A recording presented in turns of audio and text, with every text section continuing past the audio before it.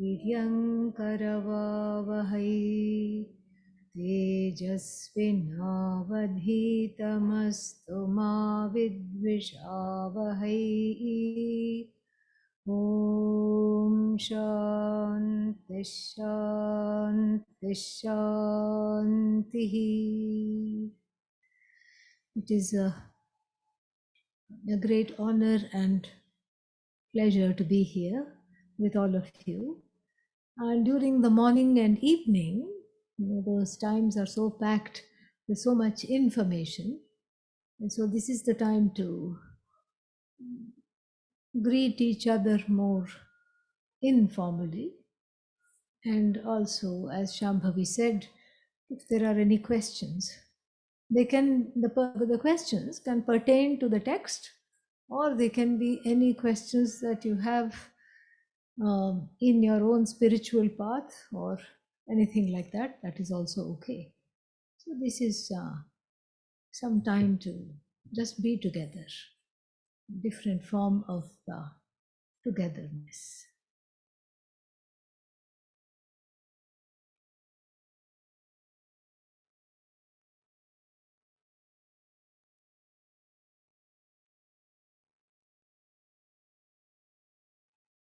Yes,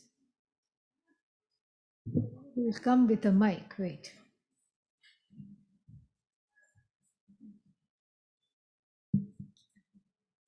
Namaste, Amma. I was going to ask you about japa. You can do sankalpa and say, I'm going to do 100,000 times Om Namah Shivaya. And then while you're doing the japa, you're not always 100% absorbed. Your mind does wander away because you want to be, with the Lord Shiva, and you want the mind to become silent. Yes. And so how does one, so if I do a count and I say I'm going to do 1 lakh times, Yeah. At the end of it, I can say, okay, I completed it. And, because I can keep track. But the thing is, how do I increase the amount of time during that japa in being absorbed in that? And how do I know? I mean, I know when I'm slipping, but how do I know to bring it back? Very good question. Wonderful question. And it is a very good question for two reasons. One is, it's not very easy to admit that one is a meditator and one gets distracted. So that is why it's a good question, because now with you breaking the ice on this question, it will inspire others also to be free and ask whatever people want. So then it's a good question for another reason, because it is something that is universally experienced. Everybody has this question, starting with Arjuna. Arjuna himself complains in the 6th chapter. Chanchalam hi manah Krishna pramadhi balavadrinam tasyaham nigraham manye vayoriva sudushkaram. Oh Lord Krishna, if you ask me to catch some air and bring it to you, that's easier than to catch this wayward mind that is going all over the place. That's what he says. So for these two reasons, it's a very nice question. First, let us look at what is the word japa means. What is the derivation of this word? It is composed of two syllables, ja and pa. The ja is the short form for janmanashaka, meaning it takes care of desires in this birth so that you don't have to keep on having more and more and more and more births to fulfill those desires. So one is, the ja stands for Janma Nashaka. Nashaka, the destroyer of future births. Then the pa stands for Papa Nashaka, the remover of difficult karma from this life or other lives. It removes the karma from this and other lives, and so Janma Nashaka and Papa Nashaka. So the japa is very powerful. It's a mental prayer. Manasam karma. It is still a prayer. And so one usually chants the mantra Om Namah Shivaya. They say that, anybody can chant, and any mantra anybody can chant. But sometimes people like to receive it from a holy person, from a sadhu, from a guru, etc. So that when you receive it, it comes potentized with a number of times that saint has chanted it before giving it to you. So it's just like when you buy a phone from the market, and then you want to set it up. It already comes a little bit charged. It's already there. It's charged, and then you can set it up and put your name on it and do everything. You make the settings according to or however you need, and then later then you have to plug it in. So similarly, when the mantra comes from the teacher, then it is potentized, and then the more you repeat it, the more you charge it for yourself. This is what japa is. So meditation is not called meditation. Meditation is saguna brahma vishaye manasa vyapara, mental activity for the subject matter for which is Bhagavan, Ishvara. This is meditation. So naturally, the mind that is used to be a social butterfly, it goes from one thought to next, just like the butterfly flits from flower to flower. It has no staying power. And neither should it need to have staying power, because in our everyday lives, we have to be alert. We have to move when some traffic is coming from behind. You can't just not move. You have to get out of the way. And then there is, you can save somebody from a source of danger like this. You have to respond quickly. And then the mind is fast so that you can see movement. It moves along with it and makes the movement appear very, very smooth. So that is how the mind is. Mind is chanchala, but we can train it. So japa is the training of the mind.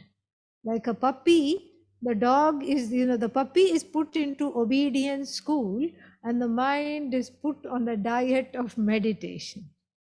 So for the japa, the meditation is a school, obedience school for the mind. Why? Because this jumping monkey mind, while it is important for it to jump around, to be able to make perceptions clear, to be able to lead the Vyavaharika life. Vyavaharika life means a life in the transactional world. It is important for it to be able to move. However, it should move when I want it to move, and it should stay still when I want to stay still. So, in other words, mind should be a karana. Karana means it's an instrument for me to make my life more interesting, more fuller, and better. But that's not what is happening. The mind actually runs the show and runs you ragged. The mind runs the show, and the mind says, now you are going to think of this. This is what the mind says. Not only are you going to think of this thought, but you are going to stay with this thought and obsess with this thought. And this is what happens. And the raw material for the thoughts are nothing but strong preferences called raga and strong prejudices called dvesha. Raga, dvesha, strong preferences and prejudices. This is what the mind, feeds off of. And more and more and more, what does it do? It keeps on, seeking out to fulfill those preferences and stay away from the objects that it does not like. So you see, one becomes a slave to the mind. To turn this around, we need meditation. But in the beginning, it is going to be very, very difficult. So you tell japa, basically, you tell the mind what to think. So you tell the mind, from now on, you are going to think Om Namah Shivaya. What does the mind say? Yeah, right. You can say whatever you want. I'm going to think whatever I want.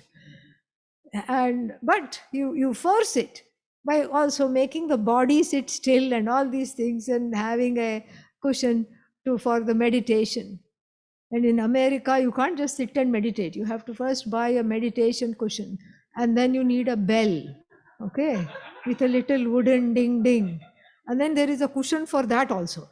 Why, I don't know. A small cushion, Swamiji, is there for that bell. Okay. Then you can say, okay, I'm equipped to meditate. When you meditate, and the first thought, Om Namah Shivaya. What is the second thought? Come on, to help me. What is the second thought? Yeah, Om Namah Shivaya. What is the third thought? Om Namah Shivaya. What is the fourth thought? What is the fourth thought? Fourth thought? The fourth thought is, I don't think anything is happening. You said three Om Namah Shivayas. Kuch bhi nahi ho raha hai, but nothing is happening. Or the fourth thought is, where is my friend Shivaram? You know somebody called, some common names are there in India. What did he do? Where did he go? I haven't seen him in a long time. And then the fifth thought, you have to bring the mind back. Oh no. The fifth thought is also not Om Namah Shivaya. Fifth thought is, I am terrible. Why can't I meditate? That's the fifth thought. What is the sixth thought? I can never do this ever, ever again. And then, oh, but I have to do this now. Seventh thought. So then the eighth thought is Om Namah Shivaya. You see how long it took to come back? That is what it is. But that is how it is. That is meditation. If there are no distractions, it is not called dhyana, it is samadhi. It is not, meditation means there will be distractions. You work with the mind. You say, okay. And also, you work with the mind means you have to go where it is. If you tell your toddler, a 3-year-old, if you tell the 3-year-old, you have to be good for the rest of your life, it's going to have a tantrum right there. Right there and then it's going to have a tantrum. But what do you tell your toddler? Just be good for 5 minutes. Are we there yet? Is it 5 minutes yet? Are we there yet? No, just 2 more minutes. Are we there yet? Are we there yet? Okay, now, okay, you can just be still for 5 minutes. This is what you have to do to the mind. So to tell this mind, like you told, I am going to chant Om Namah Shivaya for 100,000 times, can be, to say the least, a little overwhelming for the mind. So then what do you say? You can just say, I'm going to do japa for 1 minute. Okay? So this is how we start 1 minute meditation, the acronym for which is OMM. Okay, Om. 1 minute. You put a timer if you need to. For 1 minute, you can do anything. Even the most distracted mind, even the most recalcitrant mind does what it's told for 1 minute. So then when you have Jaya, you conquer the mind for a minute. Then after that, you again don't go for, I'm going to sit for 1 hour. No. I'm going to sit for 1 minute 2 times. Then I'm going to sit for 1 minute 3 times. And that way, in slow, tiny increments, you slowly build up the muscle for japa. So it's not that there will not be distractions. So the abhyasa of meditation. Abhyasa means the continued repeated practice. Repeated practice. All the time you sit, you come back. You don't get discouraged. Even if you get discouraged, you offer up the discouragement and you bring yourself back the next day, the next day, the next day, the next day. This is called abhyasa. This is exactly Lord Krishna's response to Arjuna's question. How to deal with this mad mind? This is exactly his response. So he says, Abhyasena tu kaunteya vairagyena tu grihyate. He gives two components for conquering, to have a say, to have mastery over the mind. One is abhyasa, not to get discouraged. Just like, you see a small child, it's trying to do something, it's trying to climb up on a table, it falls, it tries again, it falls, because children are very, very resilient. So that resilience, that childlike resilience we develop, and you sit for short amounts of time and keep doing it, keep doing it. It's just like going to the gym. You go and work out one day, and then you look for biceps and deltoids and all these things, nothing will be there. You go second day, nothing happens. But after 1 month, you have some muscles to show for it. Same thing. This is called abhyasa, having a say over the ways of the mind. We do not call it mind control because there's nothing to control. Having a say over the mind. Then the second answer given by Lord Krishna is Vairagya. Vairagya means the ability to drop the fancies even as they arise in the mind. The ability to drop the fancies as they arise. Prajahati yada kaman Atmani sarvan manogatan. Manogatan kaman sarvan prajahati. The person of knowledge is able to do this. So one thought arises. What is the thought? Oh, you know, I think sounds wonderful. I think I want to have chocolate cake. Thought number one. Wonderful. That sounds fantastic. And then the next thought is, but I am diabetic. Okay. So this chocolate cake and me don't get along very well. It is not good for my body. That's the second thought. And then so then it's at the level of the thought itself, the chocolate cake is dropped, is dropped, is dropped. Chocolate cake is just an example. It could be anything. It's dropped. And when you drop it, when you're able to drop it, even if before it becomes a full-fledged desire, it's easy. It's much easier. And then supposing one is not able to drop it at that time, you can drop it a little later, or at least go for what is called deferred gratification. These days, the psychologists are saying this is the best way to bring up children. Don't give them what they want immediately, give it to them a little later. They will have a little more, they will have a better adjustment of their ideas and their expectations in life. They will grow up more well adjusted. This is what we say. So same formula for the inner children. So this two-pronged approach given by Lord Krishna, abhyasa, a consistent repetitive practice and to perfect, and vairagya, the dropping of the fancies so that the mind is much more available. The idea of meditation is so that when you're not meditating, you have that same free mind, free of raga and dvesha, strong desires. That is the idea.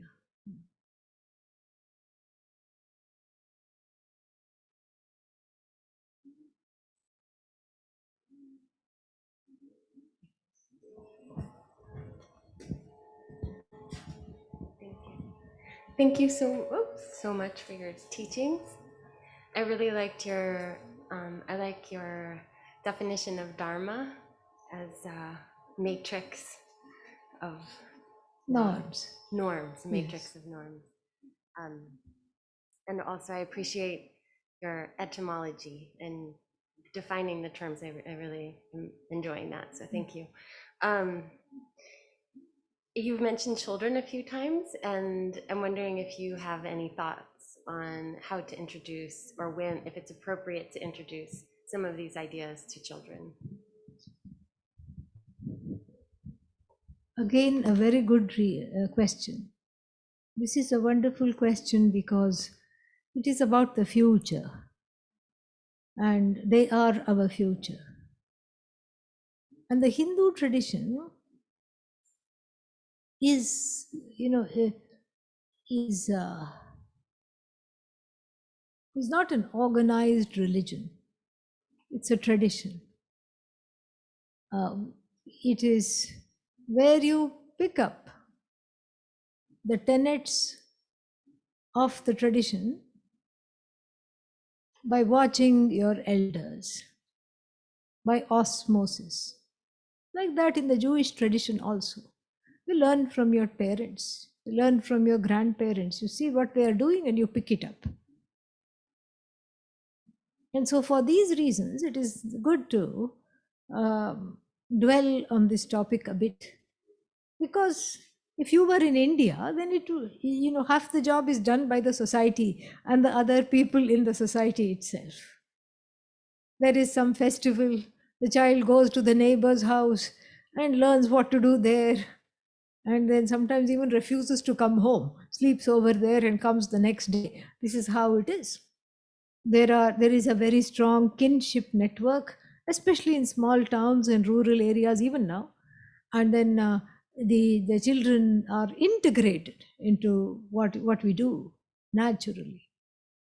They pick up, and then as they grow, they can choose what they want, and they can add to their practice and whatnot. But then, if we are raising the children as immigrants in other places, and if this is not it's not the native land of the tradition, then these kinds of questions arise. Where do you live? Upstairs? Okay. So, we have all over the states, we have some kind of a curriculum for children also. I'm happy to share that with you later on. You can ask me. And, there are books which you can, and stories and everything which the parents can read along with it. But before that, some simple things, just simple things. Encourage them to have an altar, encourage them to have a personal relationship with that which is the altar, encourage them to say whatever they want to at the altar. And then they grow. It's very healthy. So I know one child who told the parents, who the parents told, you can just do this like this, and then the child could be found standing at the altar. And the altar, they live in a small flat, in India, and so they don't have a separate room or anything. It's just right there where everybody can hear. The child has closed his eyes, so he thinks nobody can hear. And he says, these parents suck, these parents are terrible. Do you know what daddy did today? And the parents are right there. This is very healthy parenting, and they keep away because this is his time at the altar. This is his time with his Krishna. And so then he can say anything. And then later on, maybe they'll pick up, or maybe they'll just let it go. But this is important to do. This is important to do, to introduce, Bhagavan in any form. They can pick, they can choose, and they can have something which is just theirs, which nobody else interferes with. And that is one small way. And children respond to music very much because it goes on a very subtle level. So if you can all listen to some bhajans, some some kirtans, bhajans during the day sometime as a family, that will be very nice. But you have to do along with them. You can't just tell them to go do japa and then you go away. They will not do it. It's hard enough for you to do it than to expect them to do it. And for them, you can have like 15-second meditation, 30-second meditation. You do it with them. And other thing you can teach, of course, you can teach yoga and pranayama very easily. And they can be taught to breathe deeply whenever they are upset, whenever they are agitated, to just sit and breathe. Yeah. Pardon me?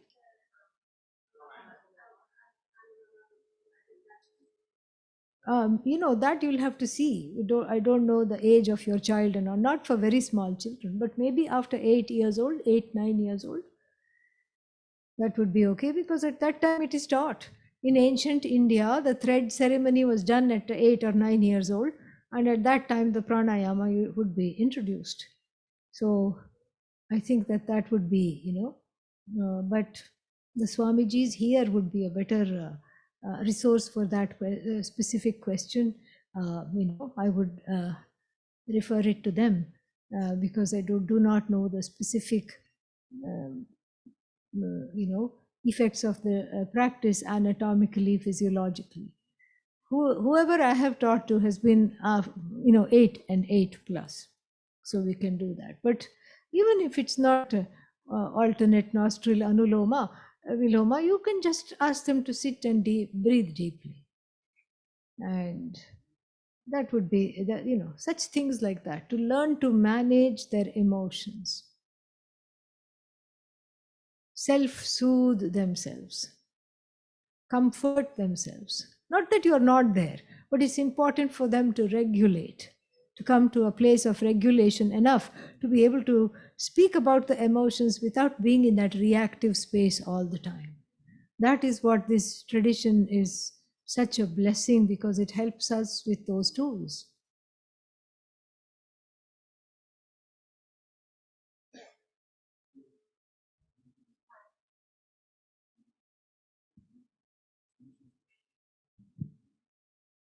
Namaste. Last night you were speaking of the forbidden karmas and the bad things that we can do. How do we move past and forgive other people's forbidden karmas when we don't have peace and closure from them? I didn't hear the last part. How to forgive other people's omissions and commissions. Yes. Yes, but then, especially when we don't have any resolution or peace or closure. That's again a wonderful question. Because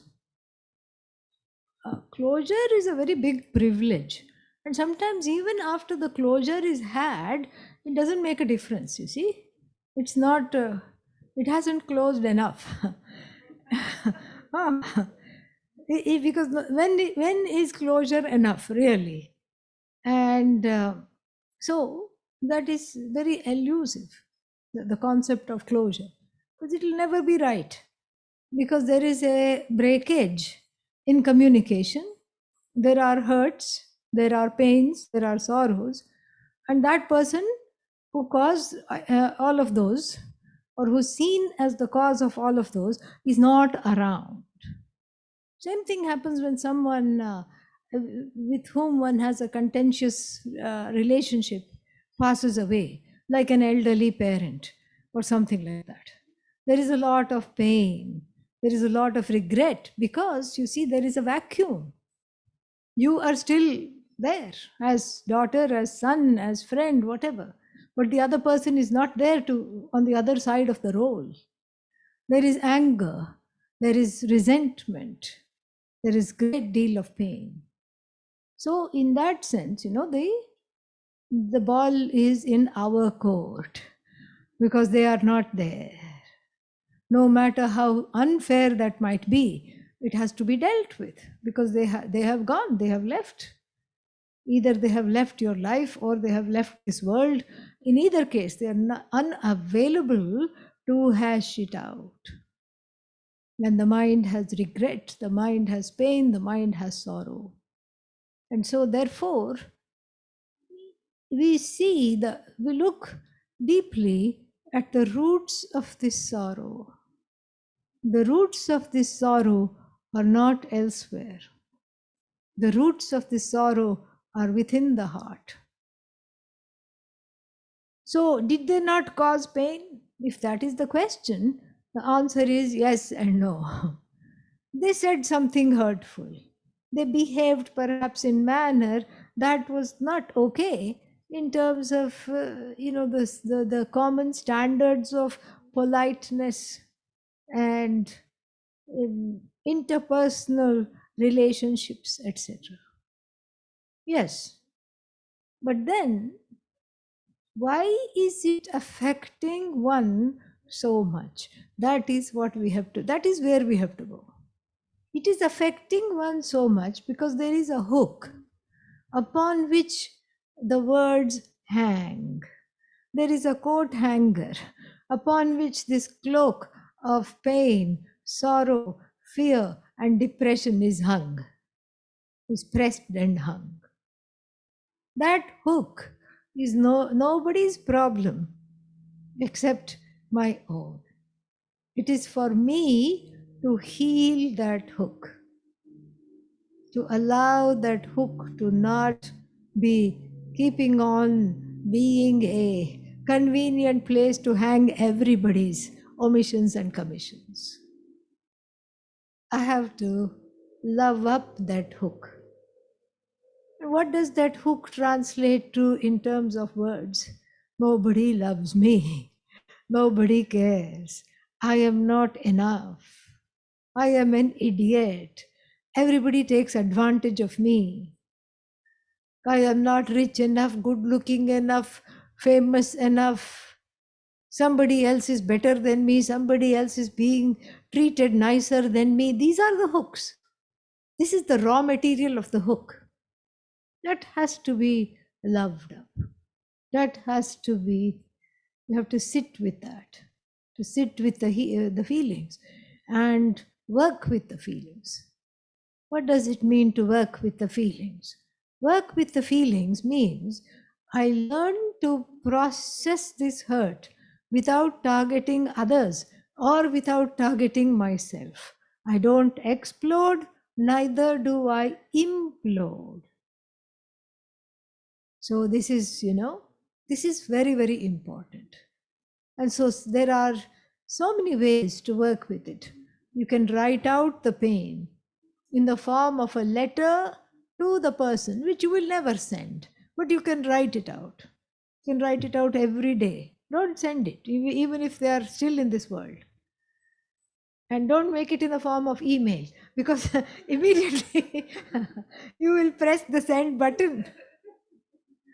Immediately you will, or SMS, no email. You just take a plain, journal, sheet of paper and write it out.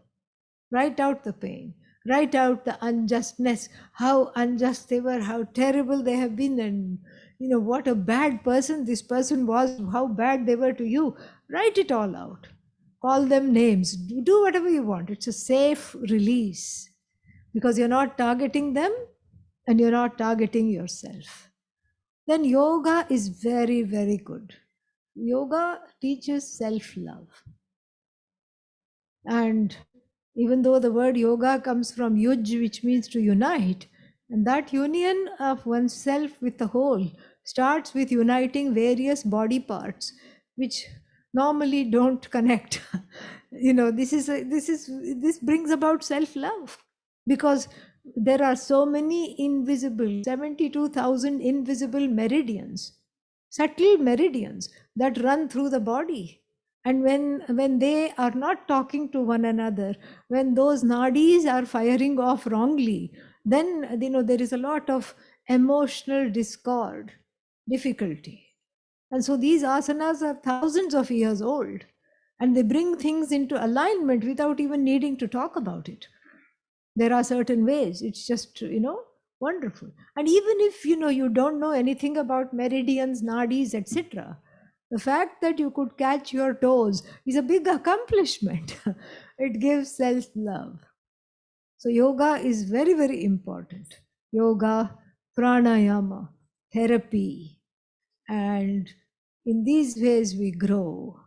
We are able to, we don't even think about it as forgiving. It's more of a letting go. In the healing and the letting go, you grow out of caring what they said, caring how they behaved. That is really a sense of forgiveness, because really, who are we to forgive? It's more in the sense of forgiveness, more I see as acceptance. This happened. I didn't want this to happen, but this happened. And you said these things, or you behaved in this way. And I can accept that this happened without a sense of bitterness because I have worked with the effects of that. And if one is not at the place of acceptance, then I will say, can you get to the place of accepting your non acceptance? That is a very good beginning point. And if you say no to that, then I will say, can you get to the place of accepting your non acceptance of your non acceptance of your non acceptance of your non acceptance? I will wear you down. Somewhere you have to say, yes, okay, I accept that I cannot accept that I cannot accept that I cannot accept. It's a very good beginning. It's a fantastic beginning. And from there we work. And there is time. It takes time. Time is the greatest healer. My prayers are with you.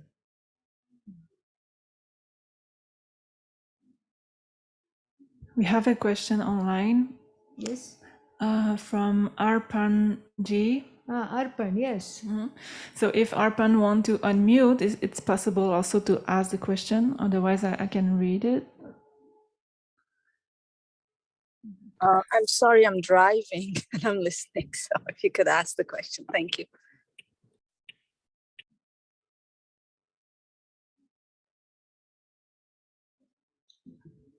You can read it also, no problem. Okay, so I will read it. Could you please expand on the concept of heart as the seat of consciousness? Many of us confuse it go be a physical location. How does one meditate in the heart? Yeah. Very important question, Arpan. Arpan is in North Carolina right now. So, very important question. And, when we say heart, in so many places, in Vedanta Shastra, the word Hridaya comes, Yoga Sutras, it comes, everywhere it comes. We don't mean, very rarely is it the physical heart. It is, it is what we mean when we say it's the heart of the matter, that heart. It's a metaphoric heart, spiritual heart. Because, this is seen as the seat of the I. Who did this? If anybody asks, what do you say? I. Where are you? I'm right here. Somehow, universally, regardless of language, culture, the hand goes to the heart. And so that is the heart we talk about, the heart of the matter, and the seat of the witness, the seat of the awareness. And that is what we are talking about. Very beautiful. And that's why when we meditate, there are meditations which talk about the Hridaya Kasha, the heart space. And for those meditations, we always use the right side of the chest cavity, never the left side, because otherwise they'll be confusing. And otherwise you'll feel all stifled because the heart is already occupying the left side of the chest cavity. So we use the right side of the chest cavity to visualize a small version of Bhagavan seated there. There is one such meditation. And, so, and then you do Manasa Puja to that Bhagavan. So whenever you want to use the heart as a physical site, then always use the right chest cavity. Otherwise, it's just a question of, when we say open the heart, that's what we mean. Not as a place, not as a place, physical place which beats and which supplies blood, pumps and supplies blood to the whole body. Yeah.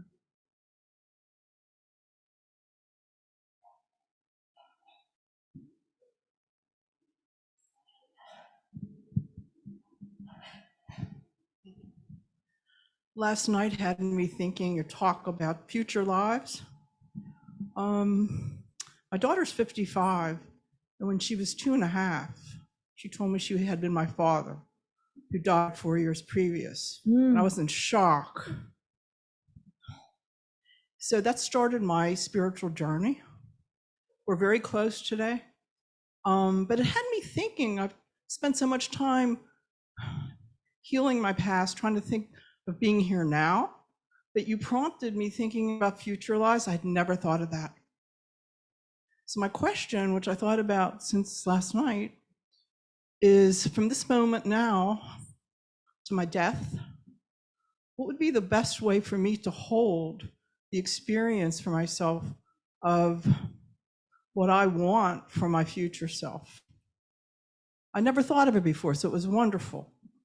And I've never been in a place ever that talked about reincarnation so authentically. Usually you get a lot of, people in the West. So this was really an opening for me. And my question too is is it important to think about my future life, participate in the now?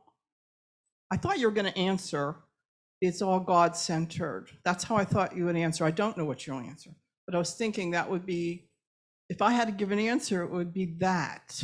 So I wanted to see how you felt about it. Yes, you are correct. It is all God-centric.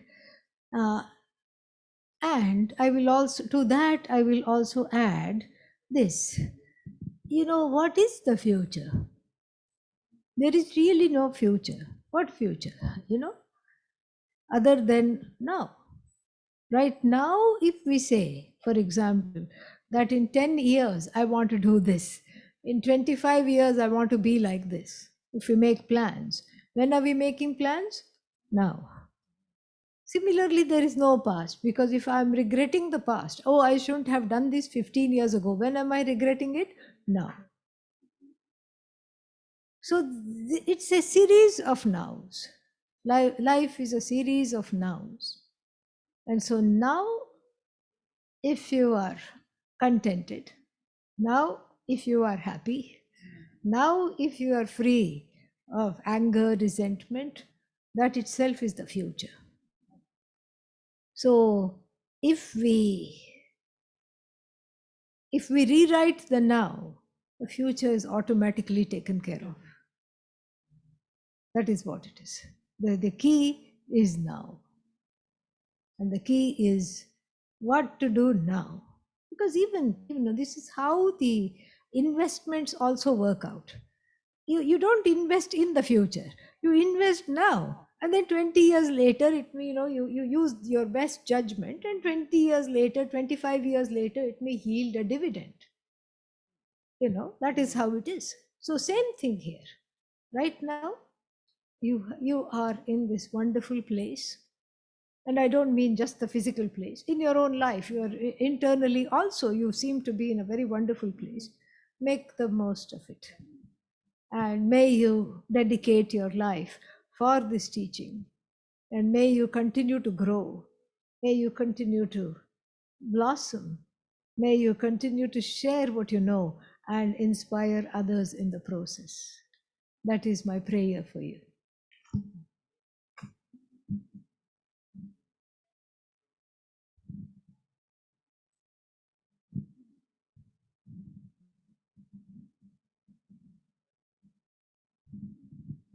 There's an online question from Pallavi, and she's asking, what is the best way not to react when someone snaps at you for nothing wrong you did?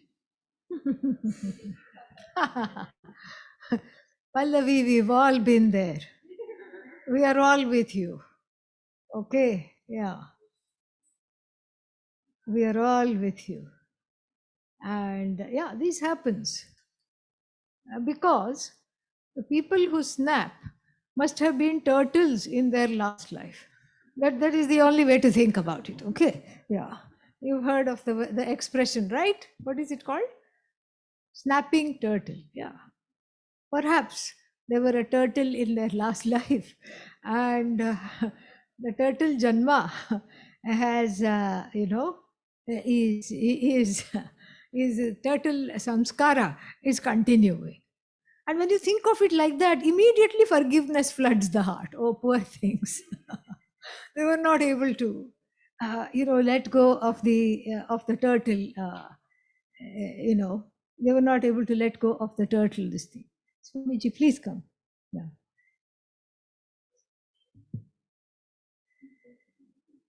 So they were not able to let go of the turtle buddhi. Buddhi means some kind of a orientation, samskar. And this is, this was just on the lighter note, but more on the more seriously, we have the very important sadhana here that this can lead to. This can lead to a wonderful sense of growth. You know you have not done anything wrong. You yourself said that. I know I haven't done anything wrong. There are two facts over here that were represented in your online question. First one, I know I haven't done anything wrong. That's wonderful. One is halfway there already. Then fact number two, still someone is yelling at me. Still someone is telling me what to do.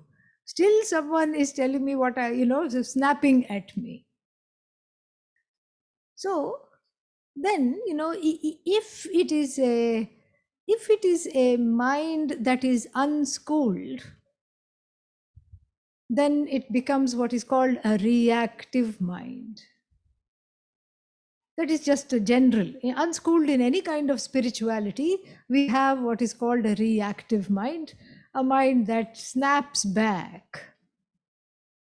Even though you did not have turtle janma in the last life, you still snapped back.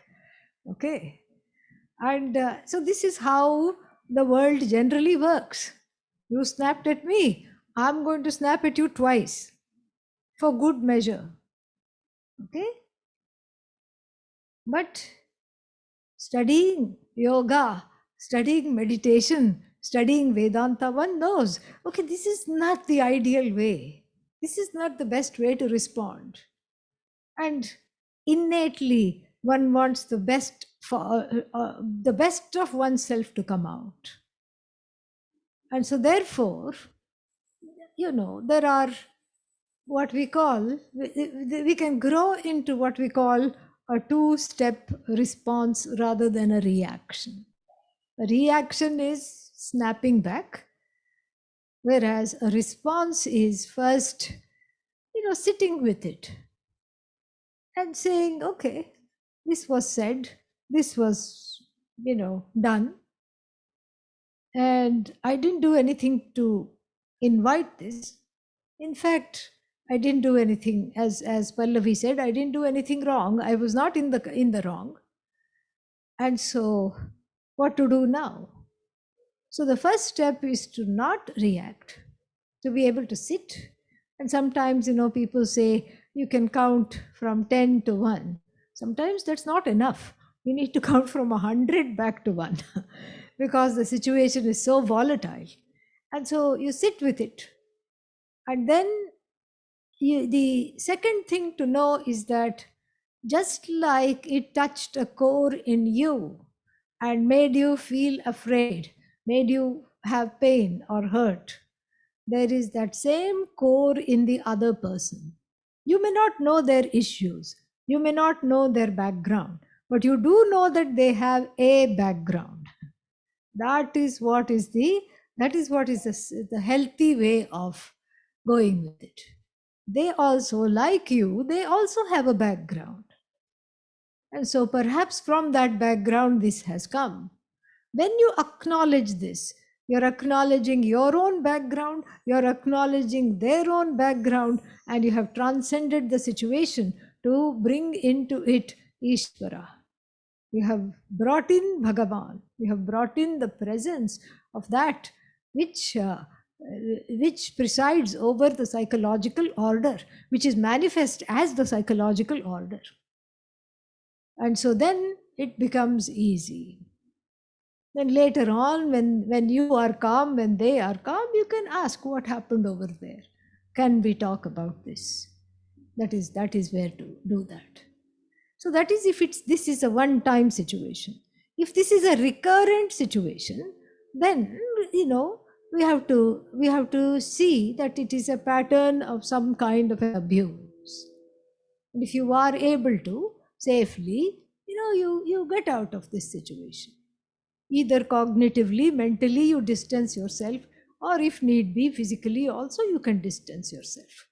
That is also there because there is a chronic pattern of devaluation. There is a chronic pattern here, and so that needs to be healed. How come one is in this chronic pattern? That also needs to be interrogated with love. Lovingly, one looks at that. Lovingly, one deals with that.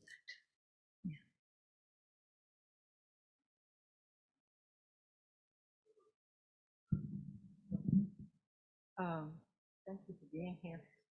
Um, I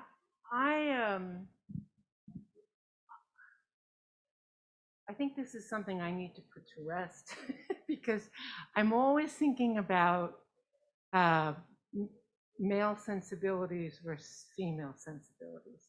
And so when I do read a little something every day, and so whatever I read anything, it's always he and the Lord, and for the most part. Yeah. And so I think about, okay, so all this thinking started over 5,000 years ago. So, and then the history of men and women, usually I would think that men were in charge from the beginning pretty much, and they still are now. And I know these are kind of radical things. I don't want to think this way, but I just wonder, how much female influence versus male influence versus, and theoretically there should be no male or female, but there is, and there's been a lot of, to put it mildly, injustice from the beginning of time. And how does that relate to the Vedantic thought? And how can I get rid of this? Like, I don't want to, every time I read a book and it says he and Lord, I rear up every time. I'm exaggerating, but.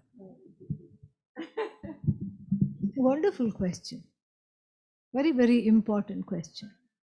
And this is there in all religions, in all religious traditions. And in fact, we are very fortunate in the Hindu tradition because we don't have only Lord, we have Goddess. We have the concept of Goddess.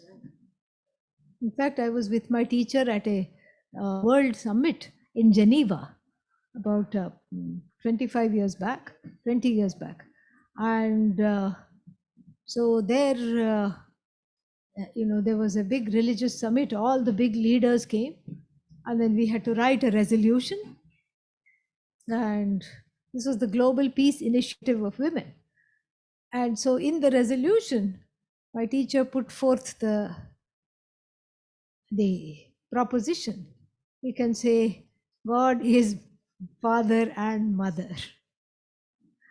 Mother and father. People were very upset. No, God is only father. How can God be mother? God cannot be mother. And this was the year, 2000, And they were upset. They wanted to leave. There was just, it was chaos. And so therefore, this is a big issue. It's not that you are making something big out of it. The issue itself is huge. And so when and partly it's the translation. It's not just the scripture itself. It's the translation with all the he and whatnot. So when I try to translate, I try to not do that as much. That is one way. When some of us translate, we are much more mindful about not doing this. But then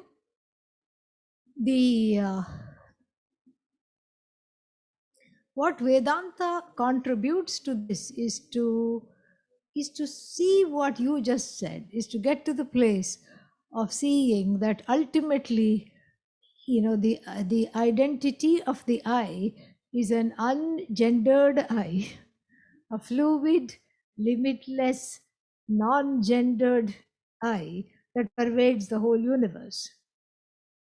limitless, whole, and the only thing that exists. This is where we are getting to. And in the process, it is, it is difficult to not be alienated by some of the things you see, some of the things you read, and some of the things you hear. But the Upanishads have numerous stories about women, where women feature as teachers of Vedanta.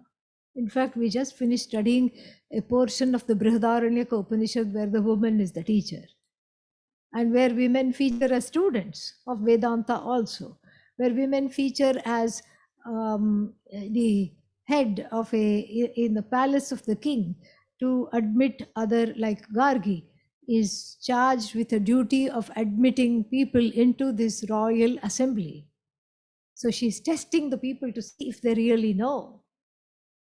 And we have personages like Sulabha.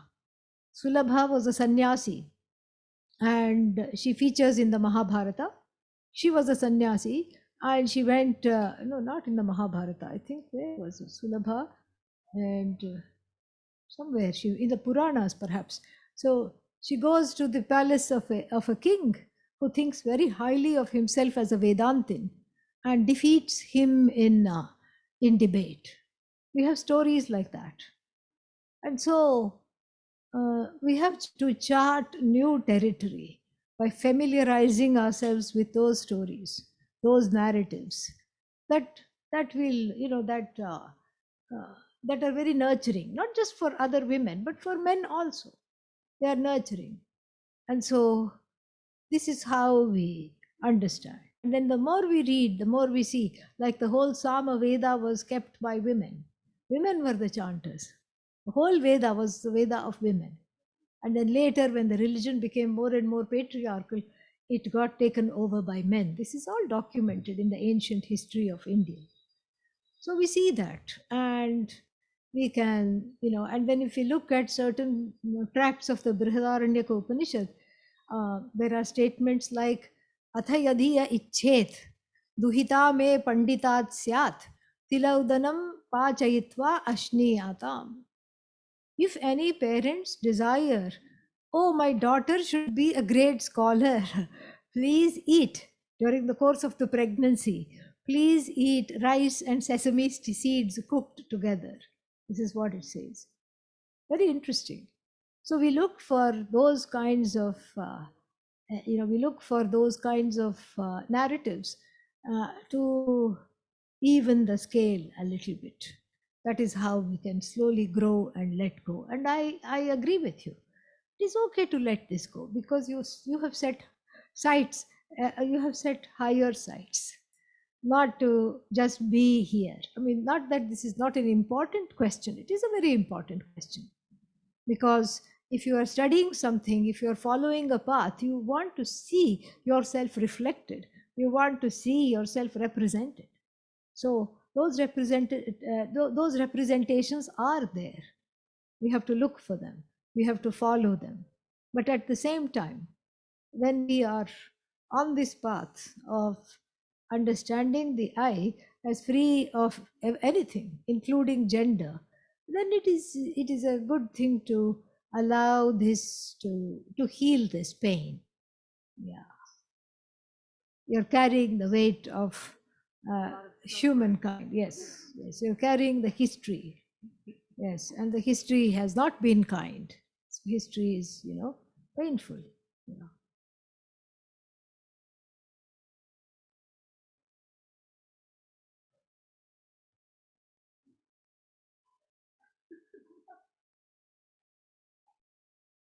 Swaminiji. It's not like a question, it's more like a follow-up, what she said.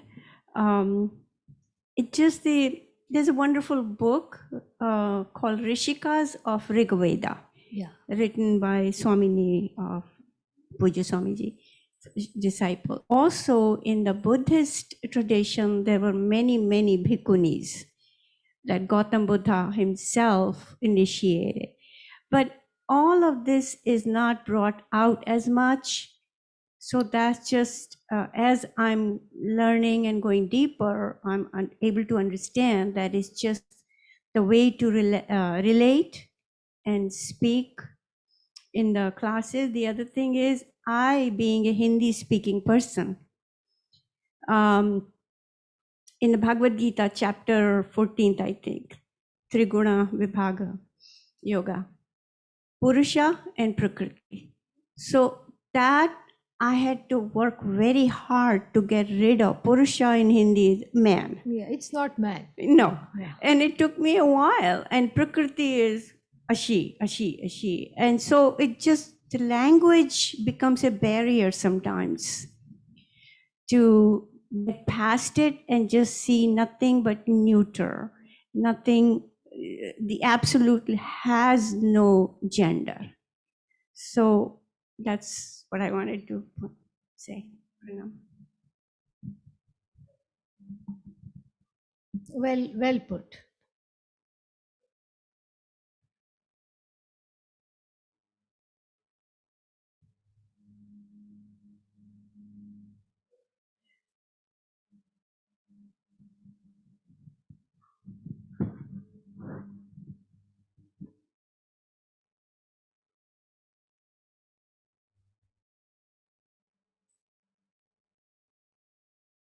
Thank you, Raj.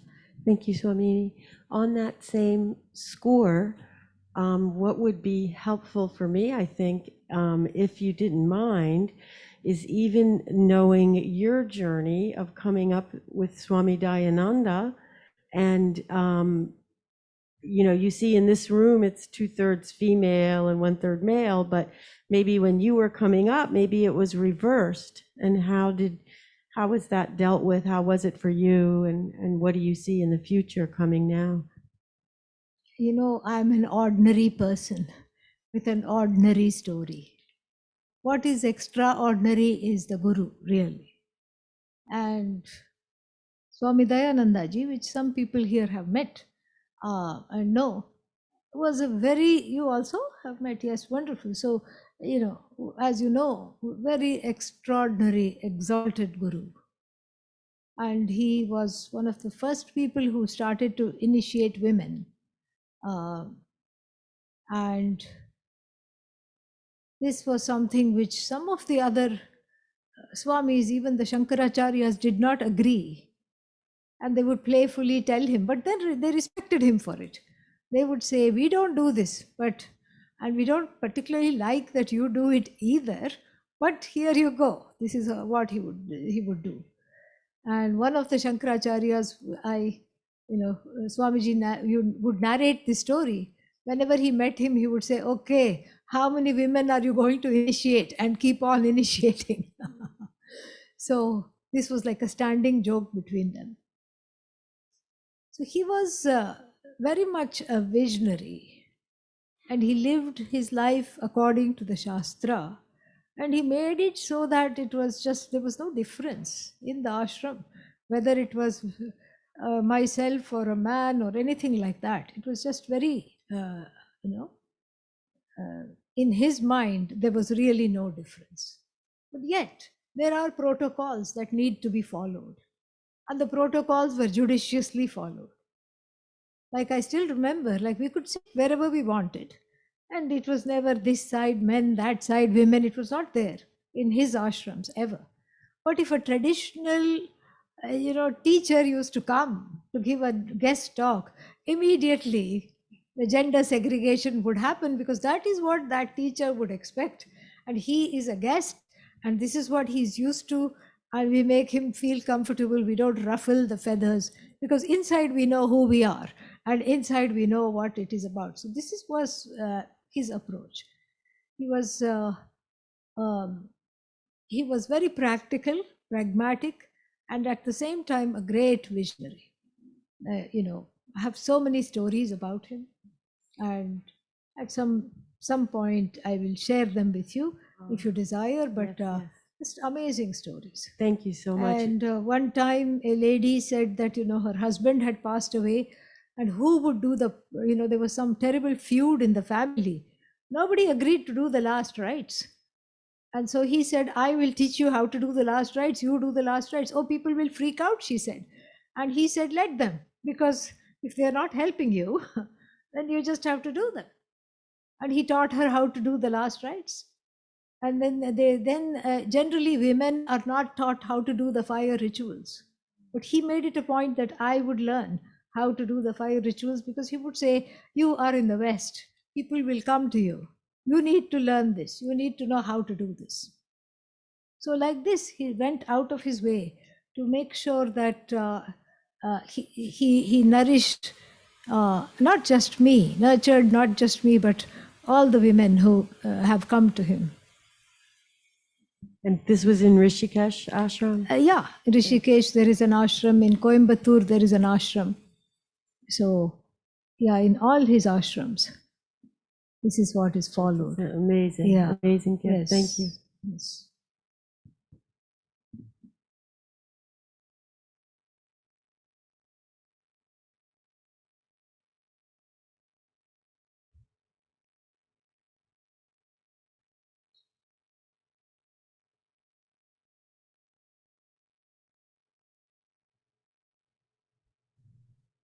Another online question. Okay.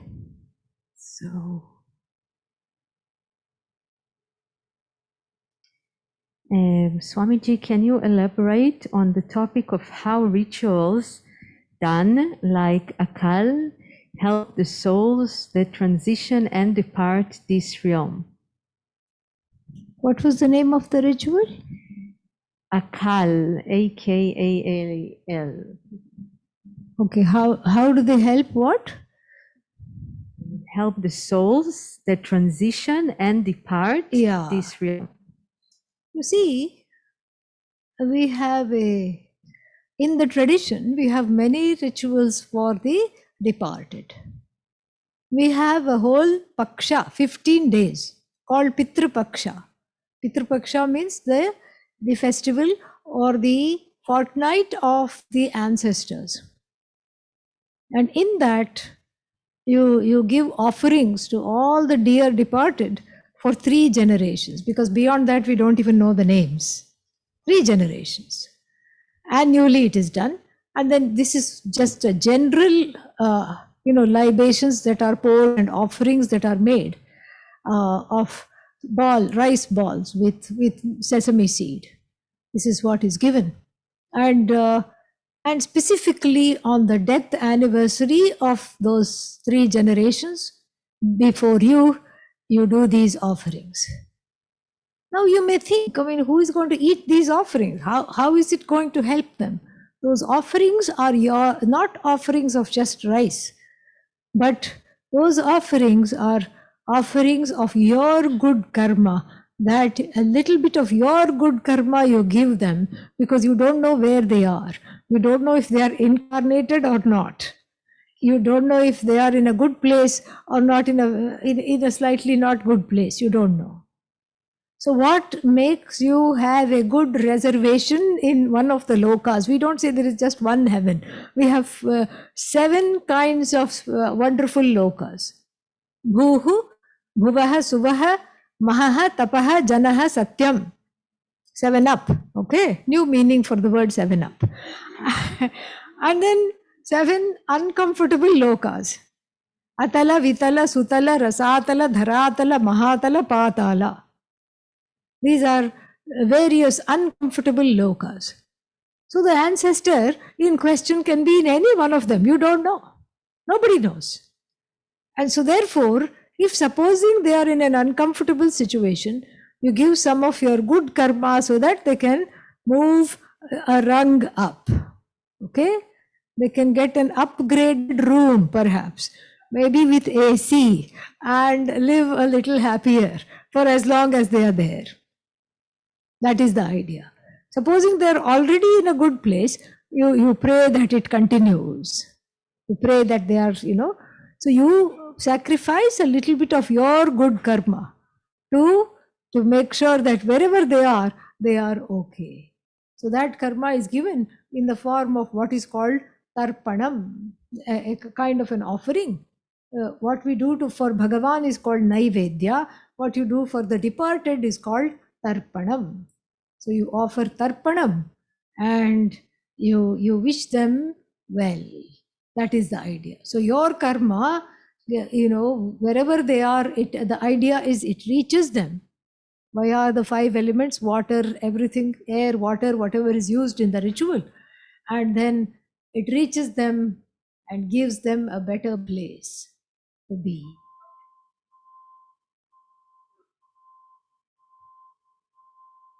It seems like, we have our waking time covered. And I'm curious about dreams.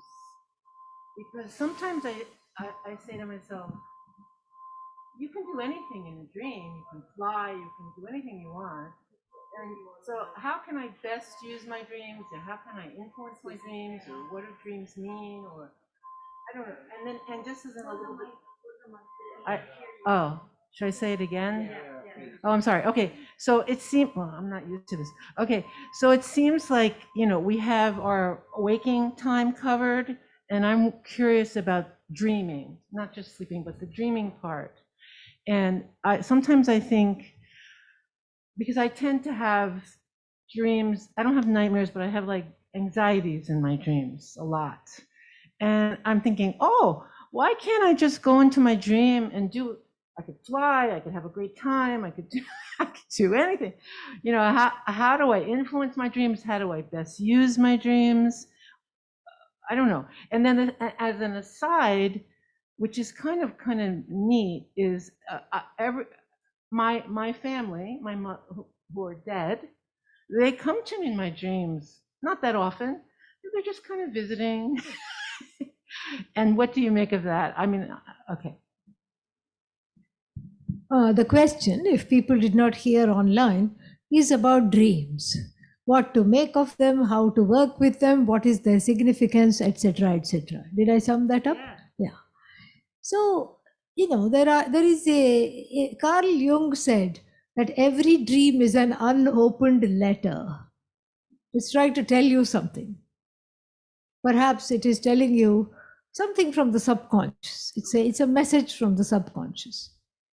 And in Vedanta, we say that dream is going through karmic experiences which are either too scary or stressful in the waking world. Yeah. So in the dream, it's even, you see, if one is anxious while awake, that seems kind of unbearable. But the anxiety in the dream is a little more bearable, I would think. So if you dream that you're anxious, there is a little separation there between the dreamer and the dream. So in that sense, it is a safe outlet for all kinds of karma, prarabdha, the karma that one has to experience. And then on another level, the dream, the raw material for the dream is memory and desire. So the desire to see something makes you manifest that in your dream. You see? So you can just sort of say, okay, I was thinking of this is what happened. But then there are two kinds of dreaming, which even the Veda recognizes, not just modern psychology. Veda also recognizes lucid dreaming, which happens where you are shown certain things that can happen. You prophesize, you're in a very auspicious place, which is kind of neither waking nor dream, and then you are shown the trajectory. That is called lucid dreaming. So Vedanta, the Veda also recognizes that. So that is also another form of being a nimitta, an instrument to bring that knowledge to the world, if that is what one's role is.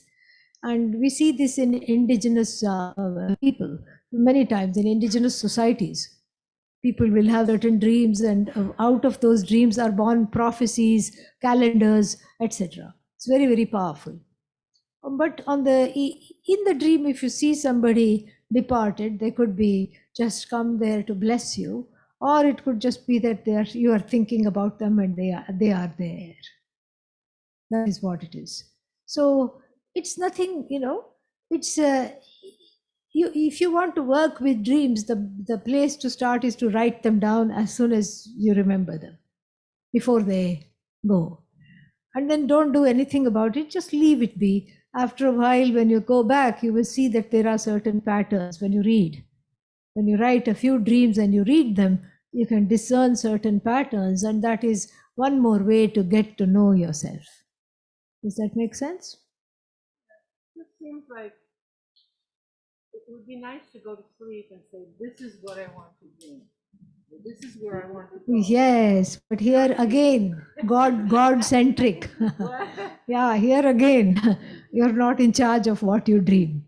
Yeah. But I do agree. I think Yes. that you can learn as much from your dreams as you Yes, yes. There's a different way of knowing yourself, knowing more about yourself, parts of yourself.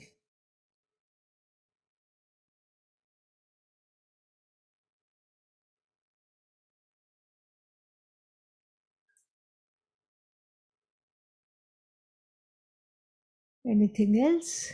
Yes. I have a question on catastrophizing. People, sometimes you catastrophize everything. The mind thinks of the worst thing possible. And if it happens, how do you get out of that one? You know? You are in a nice place, but you still think, okay, there may be a tsunami in Bahamas, kind of thing. Yeah, there is always a sense of dread. There is always a sense of dread. Is that what you're saying? Yeah. Yeah, there's always a sense of dread which seems to be following that. That comes from some insecurity within, which has to be healed. That's a long-term process. But for the short term, you can start by putting full stop after every thought. What if there is a tsunami? Full stop. Okay, no more. No more think about. You don't start from there planning the evacuation and going somewhere. Where is the shelter? What if my flight is cancelled? And what if the flights are not operating? All that, those places you don't go. You put a full stop. And then another catastrophic thought occurs. You put another full stop. So wherever you go, wherever you are, carry always a bag of full stops with you. And then just put them after every thought. A small bag of full stops that will fit in wherever you have, in a pocket. So just full stop. And you have to mean it. Not a comma, not a colon, not, but a full stop. That's a way to train the mind. Okay, I'm not going here. Change the channel, do something else. And if when you change the activity, there is a little bit of a break from that. And sometimes the catastrophic thought, may be connected to a specific activity you were doing or a specific place you were at. And so watch that for next time. Watch that and see, oh, okay, I was doing this when this thought occurred. I don't see any connection. Okay, but this is a good thing to observe. You can think like that. In the beginning, the connection may not be there. Maybe it will come a little later. But even if the connection is not there, the full stop, full stop, full stop. And then one works with the anxiety. The anxiety is an inner child that was very afraid, that doesn't know what to do, doesn't know where to go. It has been neglected, left alone to fend for itself. It is frightened. You have to be the parent and hug it. That's what, that's what helps.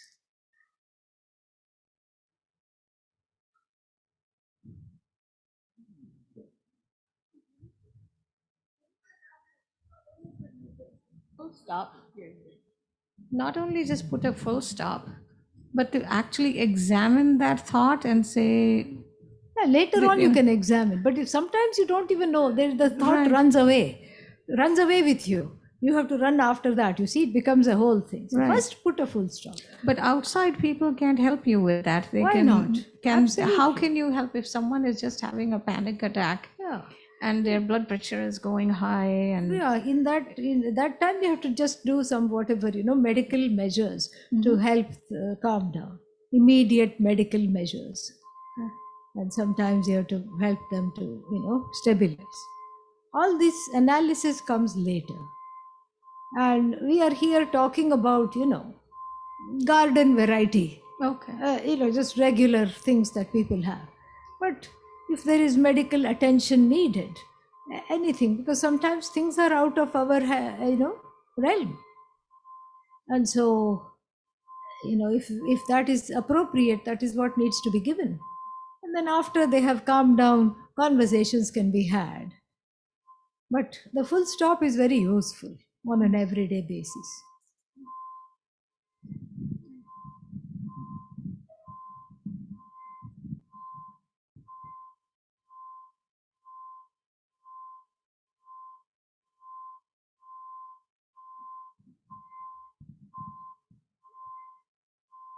Hi, I hope this works this time. Okay. I'm in the mental health field, and one of the reasons why I'm totally attracted and I try to work with Vedanta and learn more and more about it is that it's, to me, it's exactly the same. It's much more than, but it's exactly the same as cognitive behavioral therapy. So my question is, I'm assuming that the people that created cognitive behavioral therapy were influenced by Vedanta. Were they? Do you know? They might have been. I don't know much about CBT. I don't know much about cognitive. DBT and CBT, they're very similar. Very I similar. do not know much about cognitive behavioral therapy, but they're even if they were not directly influenced, but I do think that Carl Jung was definitely influenced by Hinduism. He talks about it. He talks about how a culture like India, where God cries, like Lord Rama cried after losing Sita, and he was behaving like a madman. He embraced every tree and he said, "Have you seen my Sita?" Obviously, very mad behavior. But according to Carl Jung, where the person who is considered to be God cries, an incarnation of God cries, it's a very, very psychologically healthy culture and tradition. So I am sure that there are so many, Vedanta doesn't belong to India, really. It belongs to the hearts and minds of all the people in whom this knowledge has risen, wherever they have been. All the rishis, everybody. What we have in India is a wonderful teaching tradition that has kept it alive. An indigenous teaching tradition, to this day it is alive. But otherwise, Vedanta is everywhere because that yearning for oneness is there. And so that knowledge of oneness is given everywhere.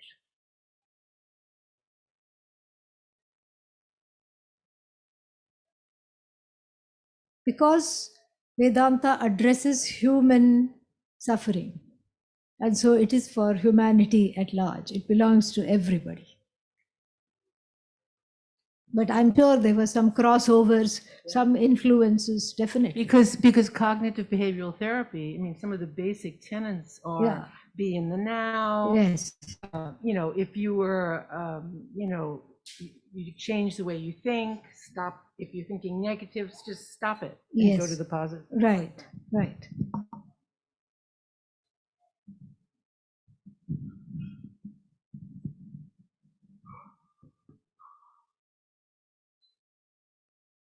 Any other questions? Shall we close? Om swasti prajabhyah paripalayantam nyayena margena mahim mahishaha gobrahmanebhyah shubhamastu nityam loka samasta sukhino bhavantu kale varshatu parjanyah पृथिवी सस्यशालिनी देशो यंक्षोभरहितः ब्राह्मणा सन्तु निर्भयाः सर्वे भवन्तु सुखिनः सर्वे सन्तु निरामयाः सर्वे भद्राणि पश्यन्तु मा कश्चित् दुःखभाग् भवेत् असतो मा सद्गमय तमसो मा ज्योतिर्गमय मृत्योर्मा अमृतंगमय Om Purnamadah Purnamidam Purnat Purnamudachyate Purnasya Purnamadaya Purnamevavashishyate.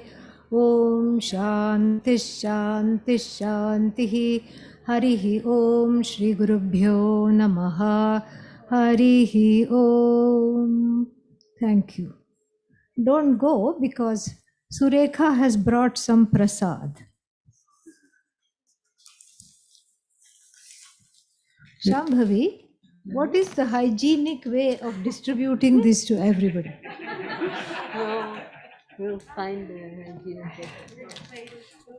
Yeah. Yeah, that would be good. She knows, yes. She knows. We want to thank Swamini Ji so much for this wonderful workshop.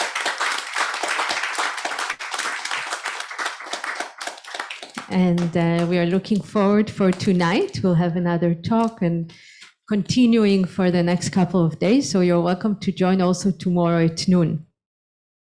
Yeah, so today we saw childhood. Now I think tonight we'll see youth.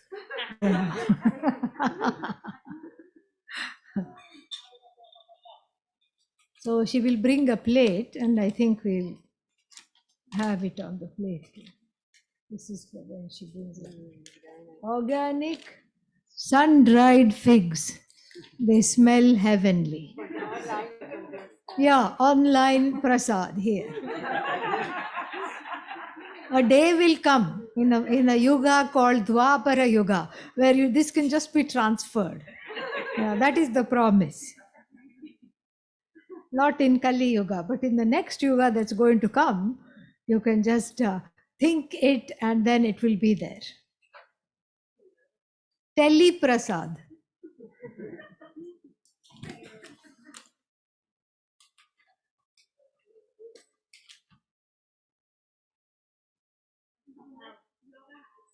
Sorry? Yes. This one is, so we don't have a cyclical time. We have 4 periods of time and we have a pendular definition of time. So it goes like this and then comes back like that. So we have, based on the declining dharma. First, there is this dharma, which is, which is like a bull. It is depicted like a bull with 4 legs or something like that. Dharma bull has 4 legs. Satya Yuga. And then we have Treta Yuga. 3 legs, meaning little less dharma in Treta Yuga. Then in Dwapara Yuga, 2 legs, the dharma bull is standing on 2 legs. And then in Kali Yuga, 1 leg, 1-legged bull. Okay. And so dharma is very, very difficult. Everybody is doing all kinds of wrong things. So from Kali Yuga, you can't go back to Satya Yuga. You go back to 2 legs, 3 legs, 4 legs, like that. That is what it is.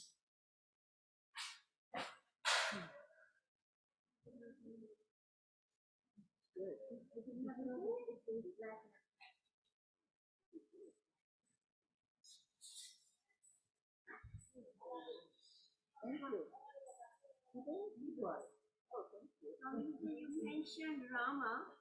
Yeah. I think Arjuna also was totally devastated. Yes. He had a complete meltdown. Yes, but Arjuna is not seen as incarnation of God. Oh, I see. Yeah, that was the thought here. Oh, okay. Yeah. That was the connection.